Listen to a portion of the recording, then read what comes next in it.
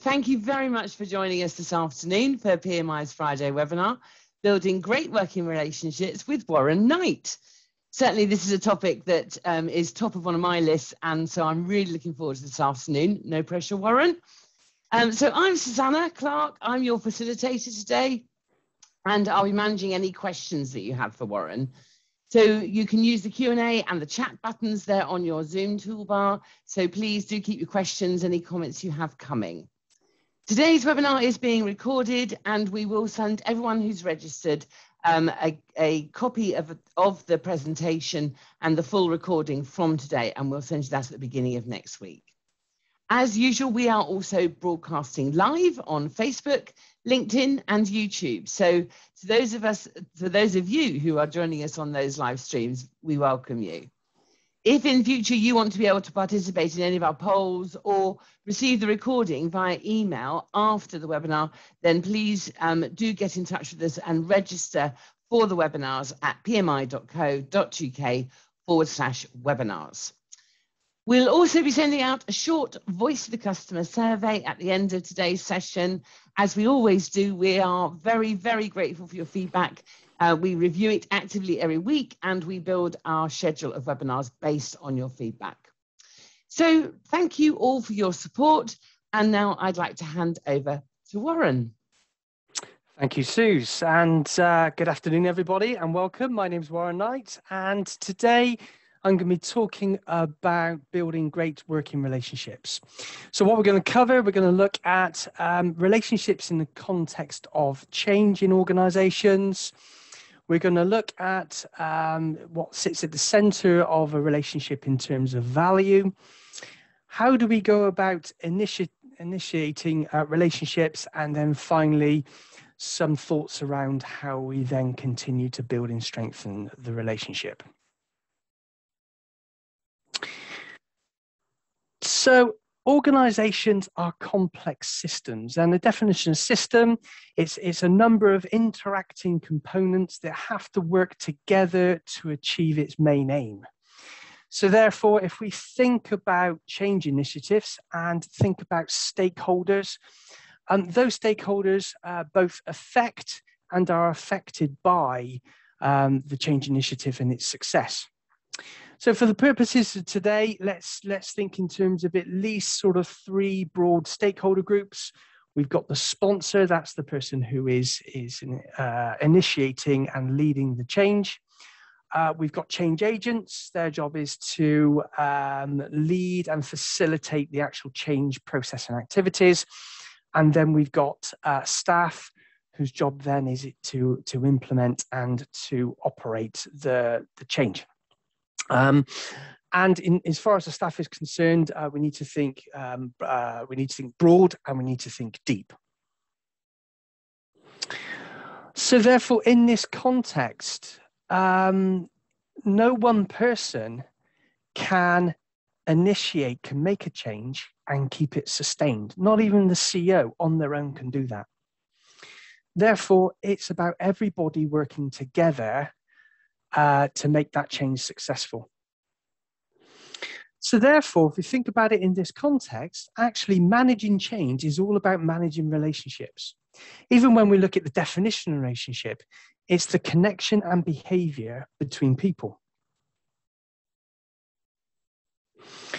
So first of all, let's focus a little bit on the change side of things, and particularly the emotional cost of change. Actually, organizations change. We can physically change aspects of the organization, be it our processes, be it our equipment, etc. But people don't change, they transition. Transitioning is about moving from a place where we're familiar to a new place. And there's a cost involved in making that transition. It requires us to leave our place of current safety and comfort, a place where we're currently successful and competent. And so moving, as this picture suggests, going across this bridge to the new place requires us to both learn and to adapt to the new situation. Learning is often uncomfortable when we realize that actually there's something we don't know, or there's something we cannot do but need to be able to do. That's an uncomfortable place. Learning also takes a lot of effort. And of course, there are risks along the way. Fear of the unknown. Is it a safe path? Will we be able to get to the other side? And so this all creates a sense of or loss of control. So in our minds, when faced with change, we're always asking ourselves, well, is what's on the other side of that bridge, is it worth this cost? And therefore, do I want to get on board with this initiative, and do I want to cooperate? So now if we just kind of look at the cooperation side of this, I'm pleased to say that we have a natural bias towards cooperation. We consciously or unconsciously, intuitively understand that often working together, team working, for example, we're able to achieve and satisfy our needs in a way that we're not able to do individually. Together we stand, divided we fall, that kind of thing. Although we have a natural tendency towards cooperation, actually in any given situation, we will choose whether we decide to cooperate or not. Our choosing to cooperate is very much driven by the benefits, self-interest. So if there's benefits to cooperating, we will cooperate. But actually, sometimes, even though on a rational level, okay, it may be beneficial to cooperate. If it's particularly difficult to cooperate or costly, then we may choose not to. So ultimately, if we step back and think about it, whether we decide to cooperate with a particular change initiative or project is dependent upon the cost-benefit analysis. So now let's sort of bring these two things together and see how the cost of change interacts, if you like, with our desire to cooperate. So a need for change arises. And as a stakeholder, the first thing what we're going to do is we're going to evaluate that need to understand the significance of its impact upon us personally, back to our self-interest point. And if we perceive that the impact is significant to us, then it can increase our perception around how difficult it will be to make the transition from where we are now to where we need to go. That in itself has an impact upon our sense of ability and control to make the transition. So as the difficulty increases, our sense of control decreases. This then has a knock-on effect to how, again, we perceive the significance of the impact. So as our sense of control over the situation decreases, then the significance of this change increases for us. So what we've got is a reinforcing, but unfortunately negative loop here. At the same time, as the impact in its significance grows upon us, then that's going to increase our natural resistance to wanting to go on this change journey. This reduces our willingness to cooperate with the change.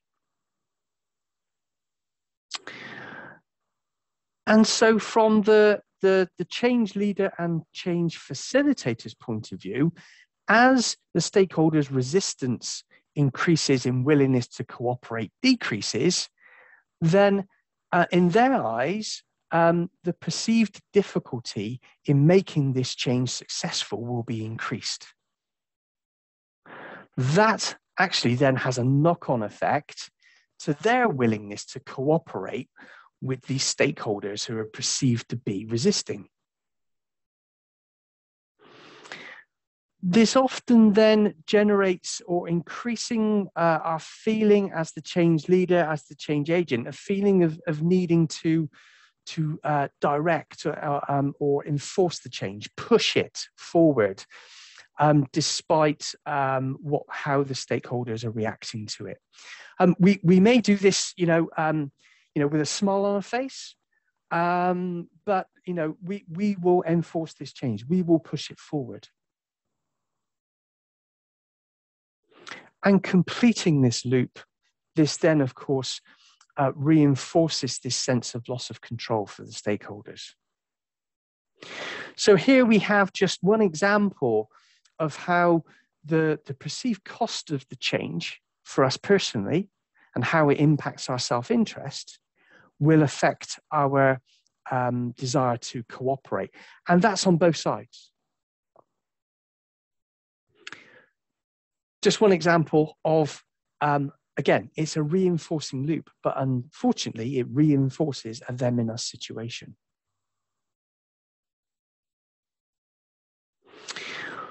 So for me, the critical success factor is about ensuring that we are generating a personal commitment, because we can choose a personal commitment to cooperate with the appropriate mindset and behaviors. Or put in another way, it's about developing close and dependable working relationships with the focus upon supporting each other through this change. So with that as a background, let's start to focus in on the relationship itself. And what I want to do first of all is think about value in the relationship. I've kind of intimated it already, but actually human beings tend to seek reward rather than punishment. I'm sure that you would all agree with that. So relationships are formed upon a cost-benefit analysis. In other words, the value in the relationship is determined by the amount of reward that we get from the other person minus the costs of being in this relationship. As my mother used to say to me when I was young, relationships are all about give and take. And that's exactly it. So if you think about rewards and costs, okay, what we're giving in terms of costs is our time, our effort, and sometimes money. What we're hoping to take to get back in terms of reward is support from that other person. Support that will increase the likelihood of us being successful, increase our confidence and our abilities, okay, to make this transition, easier. And of course, to reduce the risks of walking across this rickety old bridge. So again,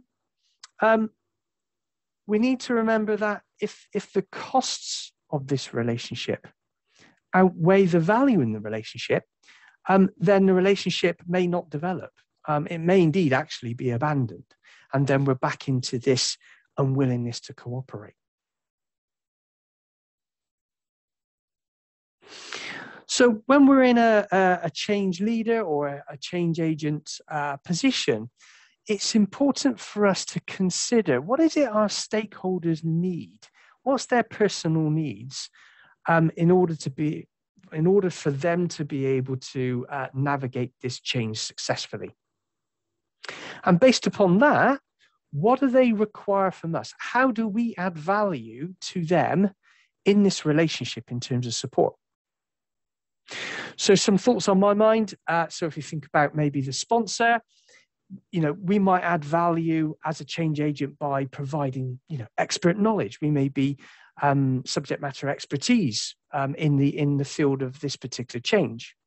It might be by being a solid implementer and carrying out those change activities. So we might be a safe pair of hands in terms of the sponsor's eyes. Or actually, they may really value the advice and counsel that we can give them about how they can lead this change effectively. From the implementation community perspective, our stakeholders who we need to engage with, it could be that being that ear, okay, that for them to voice their concerns and where they are. Could be about giving them advice and direction. What would be the best thing for them to do in this situation? Or indeed, it might be on the competence side of providing them with avenues to develop their skills and competence.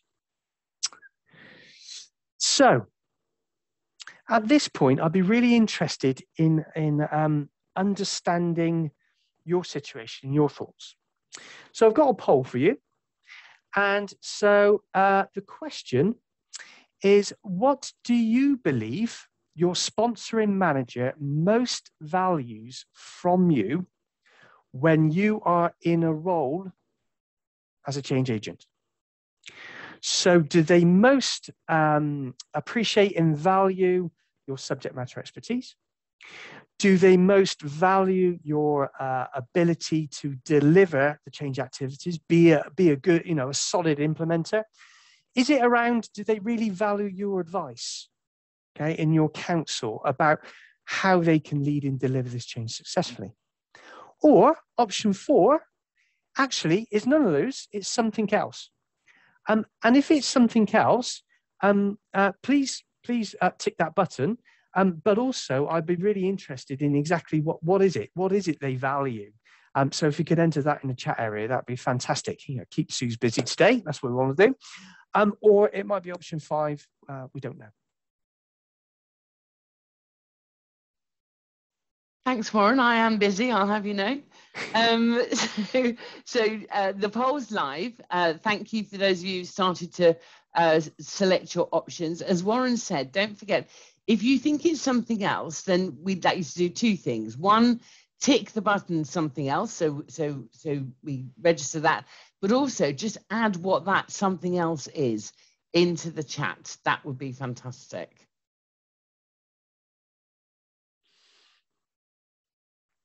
Yeah, great stuff. So I'm going to just leave that open for another 5 or 10 seconds. Just let the last few cast their votes. I get the inside track here. I can see that it's very interesting. There is one clear leader, which is very interesting to see. So I will put you out of your misery and share that information with you. So hopefully you can all see that now. Yes, can indeed. I just double check, Warren, you can see that? Good. Yeah, I can see that. That's great. That's great. Okay, so just to confirm, so 20% of you think that your sponsoring manager most values your subject matter expertise, 60% your ability to deliver change activities, 13% your advice on how to deliver the change successfully. We haven't had anyone choose something else, but we've got 7% who said, I don't know, which of course is interesting in itself. And for those of you who are on our live streams, please do add your comments to the live stream. Thank you.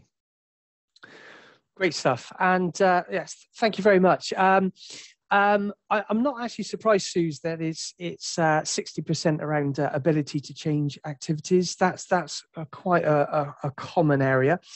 But of course, this question is of course, what do you believe that your sponsoring manager values most? I suppose the rhetorical question I want to leave with you is, have you checked that with them? Yeah. And I think also, that 7% I don't know. I think that's absolutely fair enough, and so. Yes, indeed. That does come back to, how do you know? Have you checked that? Yeah, absolutely. Yes. And hopefully I'll pick up on a little bit more on that later on. Super. Okay, thank you everybody for your contribution. Back to you, Warren. Stuff. Yeah, thanks, Suze. And please do keep some comments and thoughts coming over to us. We really do appreciate them as we go through. Okay, so that's value, and it's really important that we consider our value in the relationship. Once we've considered our value in the relationship, then we can think about how we initiate the relationship. And of course, our job, particularly as a change agent, is to we need to reach out. We need to gain what I would call gaining entry, which is about initiating relationship. In my experience, there's a couple of unhelpful assumptions we can make at this stage. For instance, I already have entry with the manager, so therefore I automatically have entry with her staff. That's not a useful assumption to make. We need to make entry with each individual. This is relationships are a personal thing. The other one is, I've already got a strong sort of daily working relationship with my stakeholder. That's fantastic, but actually, just because you've got a relationship on a daily sort of working basis, that doesn't necessarily mean that you have the depth of relationship with them, specifically around this change initiative. So therefore, we must make a move, okay, to initiate the relationship. And if in making a move, the stakeholder finds that rewarding, then it will be reciprocated. And then when it's reciprocated, of course, further exchanges can be made. Reciprocation actually is a powerful driving force in relationships. We are all, to a greater or lesser extent, socially conditioned to reciprocate. Just so if you think a very simple one is when somebody gives you something, you say thank you. That's reciprocation. Okay, and actually, we develop a very strong natural desire to reciprocate. If somebody gives us something, we really feel that we want to give them something back. So at this point, when the initial engagement with the stakeholder, the question is, so what will you offer them, and as a reward, if you like. So here's another poll, something I want you to think about. So when you are engaging your key stakeholders for the first time, what is your primary objective? In other words, what is it you want to accomplish?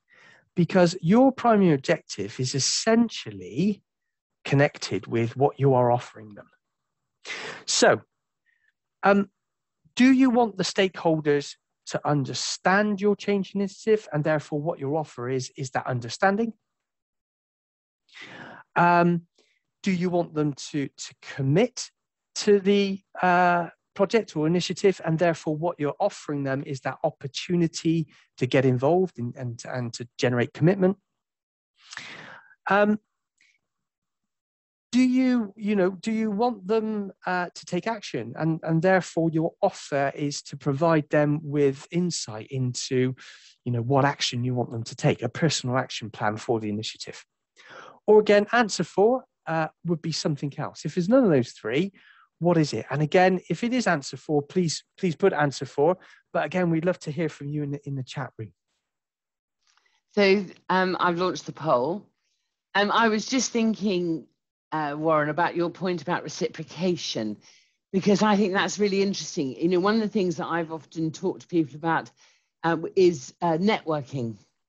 And I think reciprocation in networking is a real key to how good someone is at networking. And the best networkers that I know, it's absolutely part of, it's because of their reciprocation.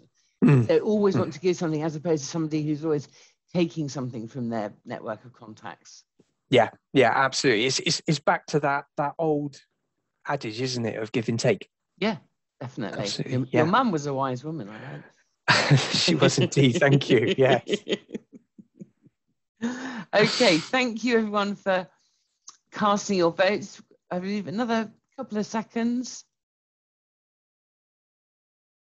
And That's great. So I'm going to end the poll and share the results so we can all see those.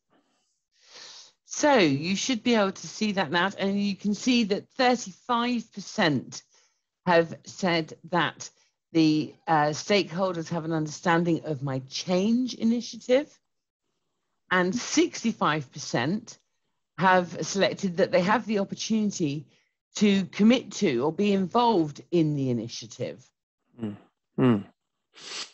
So that's quite interesting. And I think, again, often interesting at what's missing. So no one's selected, they have a personal action plan in respect to the initiative. Okay. Yeah. And again, actually, that's kind of what I expected to see. Because of course, from our point of view, we're trying to facilitate a change. Yeah. So of course, we want our stakeholders to understand this project, to understand this initiative, and to get on board with it. Of course we do. That's quite logical. It's quite natural for us to do that. However, let's just consider this in a little bit more detail in terms of what are you offering at this point. Okay. And I'm speaking out of many years of experience, and it's the same for me. When I'm leading a project, it's easy for the needs of the project to become overwhelming in terms of my focus. But even if the project on paper, even from a logical perspective, this could be of benefit to the stakeholders, that doesn't necessarily guarantee that we understand their needs or indeed they are aligned with this project. So do we, in that first instance, give them a darn good talking to so that they understand the project, the initiative? Or do we give them a darn good listening to? My suggestion would be invest your time in understanding your stakeholder. Make them the focus of attention initially, not the project. Because that's a reward for them. And there will be a reciprocation. And of course, that reciprocation will be an interest in you and your project. Suze. Sorry, I can't. This is naughty of me. An opportunity to shamelessly plug our podcast. But what's been interesting, Warren, in the interviewing of the different leaders that we've been interviewing for our Leading Business Excellence podcast, is if there was one consistent thing in all the things that people say makes a great leader, it's their listening skills. It comes out again and again. And interestingly, not only obviously is it the one that is one of the options that people choose, but it seems to be a rare thing. Well, yes. And because, it's back to this self-interest thing, isn't it? And the gentleman there with the looking glass, self-interest is driving us forward, because, this is becoming our project and our needs, the needs of our project. But actually, where are our stakeholders? What are their needs? What's keeping them awake at night? How well is this project that I'm leading? How well does that meet with their needs? Yes, indeed. And their challenges. And so thank you. That's interesting information, because we'll see as we go through this, this need for listening coming back and back again and again and again. So when we are gaining entry, when we're initiating this relationship, I would just like to understand, and again, what are your stakeholders' beliefs? What do you believe your colleagues think about change initiatives in general, change agents? That might be, your role, might not be. What do they think about managers? What do they think about staff? So if you could please add your thoughts again into the chat area about what you think your stakeholders believe, okay, about changing initiatives. Be really interested to understand. The reason why I'm so interested to understand is that when we first experience something, so let's say we're early in our career and we're experiencing a change initiative for the first time. From those experiences, we will develop assumptions and beliefs. Those assumptions and beliefs then become very powerful filters through which we see future initiatives. It always reminds me, some years ago, working with a senior manager, and early on in the first conversation, he made this comment: we have a department of black belts, or what I like to call a den of vipers. And that gave me a very strong indication of what he believed, okay, about change agents. So he wasn't seeing me, me as a person. What he was seeing was his beliefs based upon previous experiences of change agents. And actually, those were obviously quite negative experiences and beliefs. So it's very important when we're initiating these relationships that we are able to behave in a different way than what stakeholders have experienced previously, in order to break any limiting beliefs that they may have. And back to this idea of listening. Give people a darn good listening, okay, is one way to stand out from those limiting beliefs. Because as Susie said earlier, it's not necessarily a common response from change agents to listen rather than to speak. Suze, have we got any anything in the chat? So interesting, not quite den of vipers, although I do love that as a. It was an interesting meeting, I can tell you. I can imagine, yes, but more about the sort of necessary evil. Some of that, although people see that it's important, but actually, it's difficult. It's another thing on the list of things people have to deal with. And wouldn't it be nice if you could just go off and do your own thing? Those are the sorts of feedback we're getting. Right, yeah, and I would agree with all that. It's that you as people hear the news, there's sort of head drops and there's a sigh, and it's, oh, we've been here before, and of course, and all what's gone on before, they all of that, they'll be seeing that. So we have to appear fresh, a different approach. Thank you. Thanks, Suze. Another point I would make, and this is more about mindset entering into the relationship, and that sort of system map that I gave you earlier, showing how the cost of change in a relationship can cause a them and us situation. Actually, with the right mindset, okay, that destructive cycle can be developed into a positive reinforcing loop. So let's think about this mindset, because believe it or not, change agents, change leaders are human beings as well. And so we are open to all the same feelings as our stakeholders. We do seek reward rather than punishment. We will also have limiting beliefs. So therefore, what I observe often is that change agents perceive concern and resistance to be a threat to them and their project success.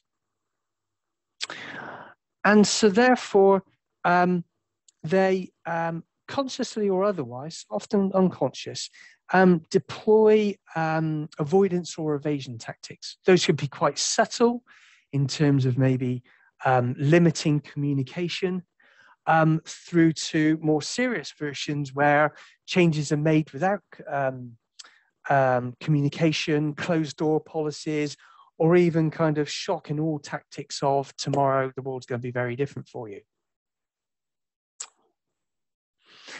Actually, for me though, concern is not my enemy. Concern is my friend.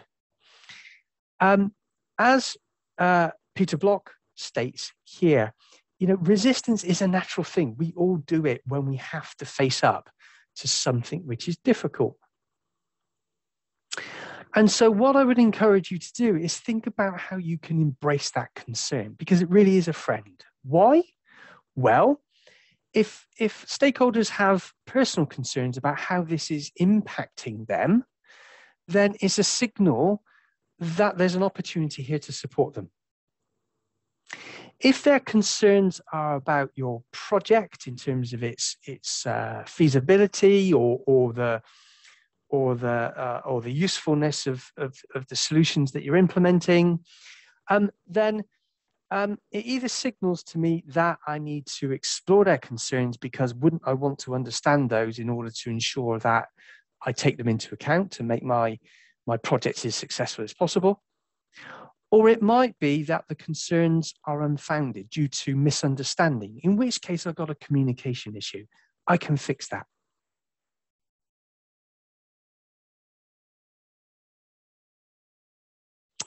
So now moving on from initiating to building and strengthening the relationship. Developing rapport is key in any personal relationship. What I mean by rapport is a deep understanding. In fact, both persons need to have a deep understanding of each other. Their views, their position, their perception, their feelings, their desires, their concerns, of course. For this rapport to develop, this understanding, there needs to be disclosure on both sides. And of course, remember that as the change agent, you need to make the first move. So it's about you disclosing first. Now, obviously, self-disclosure, you know, you may feel that there's some level of privacy risk involved in that. And of course, you know, this develops slowly. Okay, the relationship, the rapport will start at a shallow level, but if we're building the relationship in the right way, then that will deepen over time. And of course, the benefit of self-disclosure is reciprocation. And that, again, is the driving force behind how this is going to work. But this requires the right type of or style of communication. Okay. Emails, things like that will just not cut the mustard, all right, in terms of self-disclosure, developing rapport. The right kind of communication is interpersonal communication, where we enter into discussion and dialogue with another person. And as you can see here from the model, it's that giving and getting feedback real time.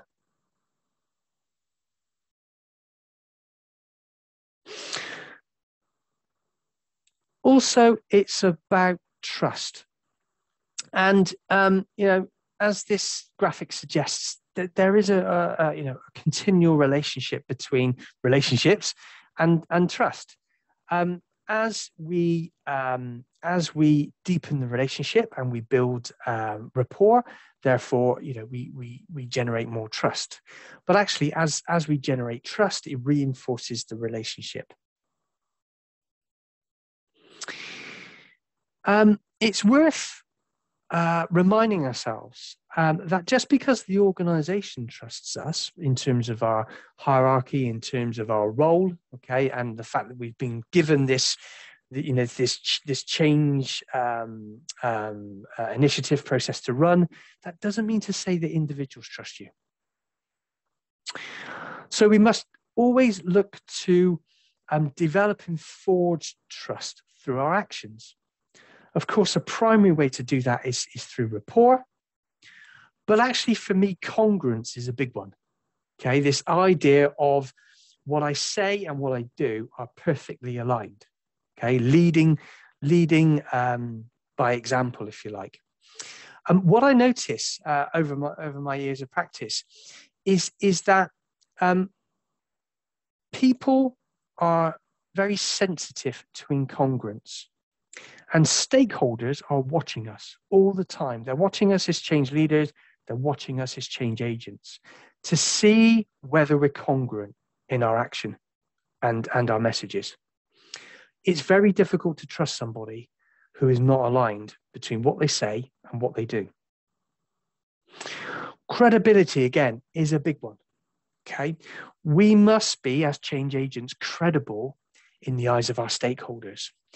You know, we must be able to prove to them, maybe through being able to relate to their situation, maybe through the stories that we tell, that we have the capability, we have the experience to lead them across this old, risky, rickety bridge from earlier, and that you're going to help them safely get to the other side. Also, trust is earned when, you know, we clearly stand up and say, I'm going to own that. That's mine to own, and be clear about, you know, our accountabilities. When we're in a fog of, and it's not quite clear about who's going to be doing what, who's accountable, who's responsible, it's not a good place to generate trust. And finally, of course, we need to deliver on our promises. Another thing I would suggest considering in my experience is as we start to, in the early stages of initiating and developing the relationship. So you've engaged your key stakeholders. You know, as you mentioned earlier, you know, you've given them some kind of presentation, and so they are, you know, aware of the initiative and the benefits and the scope, etc. You know, you're inviting them to commit to the project, okay, and get behind it. So when you prepare to advance and really push this project forward, the question is, are they going to follow you? Because there is always an impatience in organizations. I think there always will be an impatience in organizations to make progress, to deliver benefits, you know, as quickly as possible. If we can't do it today, yesterday would be even better. So often we're working at high speed, and I often see change agents, and it goes back a little bit to the poll earlier about, you know, thinking that they've got deep trust, deep commitment from the stakeholders quite early on, and therefore can make the mistake, I've done it myself on more than one occasion, where we push forward and we move quicker than the stakeholders are prepared to do based upon the relationship we got. And actually, my experience is that can actually damage that fledgling relationship and that fledgling trust that we're creating with them. So keep an eye on, where do you think your relationship is in terms of depth? And will the relationship stand the speed that you want to go? I know what you're thinking, or I can guess what some of you at least are thinking at this point, saying, well, that's all very well, Warren, you know, and that's brilliant. But this communications stuff, it really takes a lot of time and effort, and I just don't have that time. And so in that sort of situation where, you know, time is short, and particularly when we got a large implementation community, you know, it's easy for us to seek out efficient methods of communication. The problem is with formal methods of communication, be it sort of, email, be it sort of developing and sending out PowerPoint presentations, doing town halls, things like this. They generally tend to be quite faceless. They tend to be quite one way, and therefore they're not useful for the type of communication that we need for disclosure, building rapport. Okay, really understanding, in a kind of in an intimate way, the other person's needs and concerns. They do have their place, of course, in a project, because it's a way that we can provide information quite quickly to a large audience. But on their own, they're not going to help us to develop those relationships. So things to think about. Plan communication time into your project plan, and make sure you plan enough of it. I like to do home improvements, to do a bit of DIY, and my wife always laughs at me because I say to her, okay, it should take me the weekend to paint this room, and then 3 months later it's still taking me the weekend to paint this room. I completely underestimate how much time I'm going to have to devote to it, and that's often what people do. So, add some more time in. And within the communication plan, make time for face-to-face communication, where we can do that more interpersonal type communicating. If we've got a large community, break it down to small interacting groups. And on the right-hand side here, get your champions involved. Get those people, they could be managers, they could be operators, staff members, who are really up for the change. Get them, involved in building relationships with these small groups and small communities. One of the problems I see with communication in projects is it tends to become punctuated with progress or project phases. I think it needs to be much more natural than that. And so I like to plan or think about communication like the ebb and flow of the tides.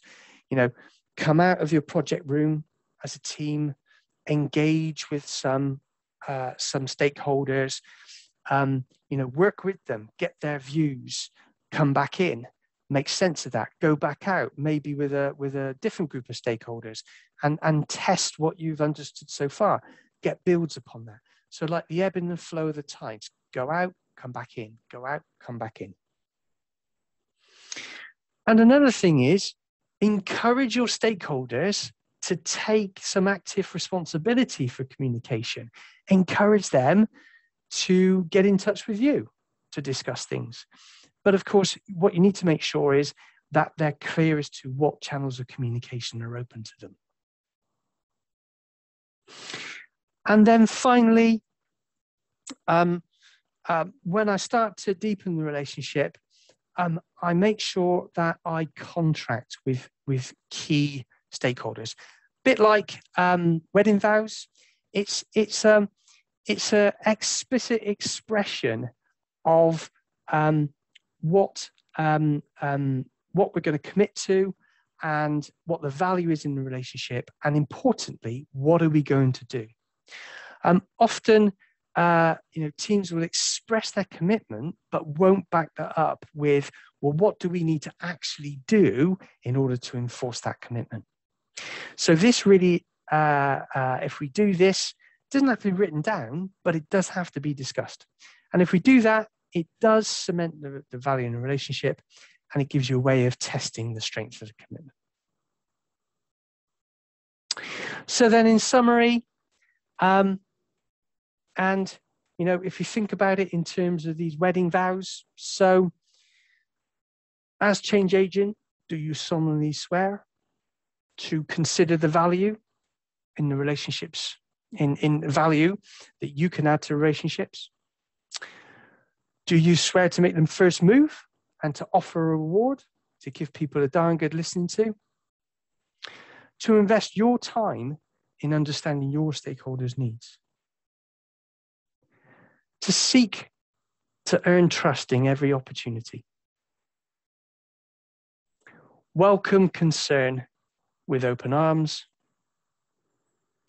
and to make that time available to just actually sit and discuss with your stakeholders. Warren, I do. Sorry, I couldn't resist that.